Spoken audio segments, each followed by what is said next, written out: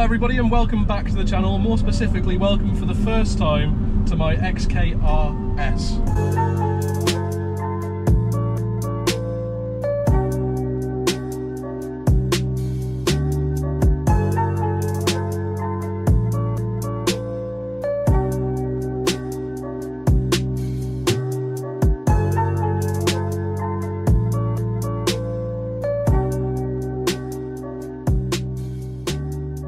So why did I go for an XK-RS then, and not on brand would have probably been an Alfa Romeo 4C. I like my Italian cars, but I have wanted this for 10 years. When I was in high school, a friend's dad had one.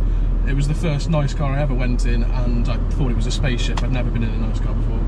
So ever since then I wanted one, and I've finally been able to do it, and what an XK to do it with as well. I think there's about 120 XK-RSs left registered in the UK. Most of them, or a few of them, have been sawn. So it is quite an exclusive feeling car. You don't see many of them on the road. Now my absolute dream spec would have been the metallic British Racing Green. I think that suits this car down to a T. And I know the internet will tell me that I should have bought the French Racing Blue one, because that's, in every video game, that's the spec that this car is. But I just love it in black. It looks like Darth Vader's helmet. It is spectacular. So my first reactions then are, I thought this car was going to feel really heavy. It's 1,850 kilos, which is, let's be honest, a lot. It's a heavyweight, it's a big GT. That being said, it doesn't actually feel that heavy, which is quite impressive when you think it weighs more than both of my other cars combined. So the 124 is 1,060 kilos and the Fiat 500 is 500 kilos. So 1,560 versus 1,850 is almost 300 kilos heavier, and it hides its weight really well. This lightness theme continues. The steering feels very light. That was a surprise, but you can put it into sport and it does, or at least it feels like it weightens up. The brake pedal initially feels very light. There's a lot of travel to it. The throttle, everything just feels, I haven't been in any other Jaguars to compare it with, but it feels what I would describe as Jaguar-esque. Very soft, very easy to drive, very comfy. Well, the first impressions then? Well, of course, it sounds absolutely fantastic. If I just drop in a few gears. Marvellous. That's enough to distract me. It sounds absolutely fantastic. I think for a 10-year-old car as well, this is a 2012 XK, it has aged fantastically. I will specify that I mean on the exterior. The interior, while all of the surfaces are still lovely to touch and lovely to interact with, there are just some oddities from the 2010 era where I think Jaguar perhaps not quite sure about their identity. So there are things like carbon fibre effect material, very strange, and there's no actual carbon in the cabin. There's a bit on the outside, but why on earth would they pick carbon fibre effect material to put on the door cards? It's a bit strange. The infotainment system we won't even talk about. That's a dinosaur, useless. I desperately need CarPlay. You can't even play music from your phone on it. It is that dated. So any prospective XK buyers, you need to get a Bluetooth adapter. I think one contributory factor to this car aging so well is that it is the classic GT shape. The big bonnet, the long coupe body. I think if you design that well to start with, it's probably hard for it to become an ugly car, no matter how old it is. I think this is going to become a future classic when we're all driving electric cars. It will happen in the future. The look back on this era of car is quite special, just a big front-engine GT car. I know with the rear end, not everybody is a fan of the wing on the XK. I think they think it should be a sleek body design on the boot lid. And I know they're not a fan of the diffuser always as well. The diffuser, which may not actually add any performance, but it looks good in carbon fibre. But dominating absolutely everything is the engine. Just give this a listen.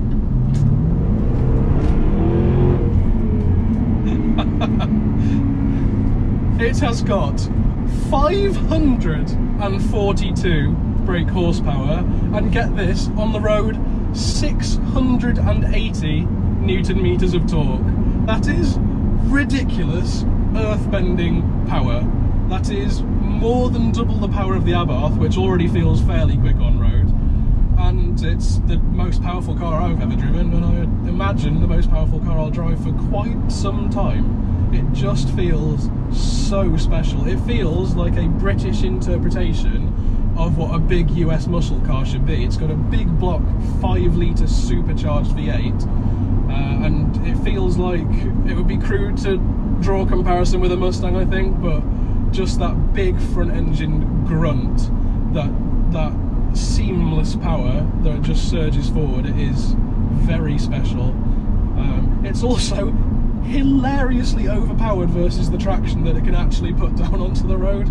So your contact patch, and bearing in mind this has got 2 9.5 section rear tyres, they are enormous, it just can't put the power down, especially off the line. It can't put the power down. It is absolutely hilarious. I'm sure you just saw with the acceleration that the rear end had a little wobble. So what's next for the XKRS then? Well, first off, I've got a detailing booked in, because under the sun when I picked it up, as anybody who's owned a black car with swirl marks on it will know, it looks absolutely diabolical, so that needs to be dealt with straight away. That's booked in. I'm going to have it ceramic coated as well, so it's protected for a couple of years at least. In theory. The XKRS seems to be quite an eligible car for a lot of events, so if you have hill climbs, or there are a lot of Jaguar meetings that happen at the British Motor Museum, it seems to be eligible for quite a lot of those meetings, so it'll be quite nice to join in with all those events. I do want to take it on some track days. I feel like it's got way more power than you can safely use on the road, and I kind of want to push the limits of what the car is able to do. Who wouldn't want to when you've got this much power on tap? But I think what this car is absolutely screaming out for are some road trips. It's a big, comfy GT. It's got enough luggage space. If anybody's a long-term viewer of the channel, you'll know that I did a 4,000-mile road trip in probably the most impractical car that I could have picked to do that, of the Abarth 124 Spider. I was about to say Fiat, naughty. But you could only fit 3 bags in that, which we managed to make last 3 weeks. Hopelessly impractical. The drone from the exhaust at motorway speeds was not lovely over 4,000 miles, it really has to be said. So yes, I am looking forward to taking this, hopefully on some continental European road trips. As a person called Bradley, it would seem, is driving past in a noisy Fiesta. Hello, Bradley. Well, there you go. That is just a quick update to show you my new-to-me XKRS. I'm so happy with it.